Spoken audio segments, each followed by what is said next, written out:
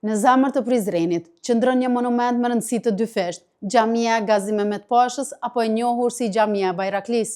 Ajo u ndërtua në vitin 1575, në një kohë kur Prizreni ishte një qendër e rëndësishme tregtare dhe administrative e perandorisë osmane. Gazi Mehmet Pasha, një nga figurat më të shquara të qytetit, e ndërtoi këtë xhami me qëllim që t'ia lehtësonte jetën fetare dhe shoqërore komunitetit musliman. Por pa e ditur se 5 shekuj më vonë, ajo do të njihej për një rol shumë të madh. Pikërisht në këtë xhami, në qershor të vitit 1878, u mblodhen krerët e kombit, delegatët e lidhjes shqiptare të Prizrenit. Asnjë shtëpi dhe asnjë mejtep nuk kishte vend të mjaftueshëm për të gjithë ata. Thuhet se ishin 300 delegatë dhe shoqëruesit e tyre nga të gjitha trevat shqiptare.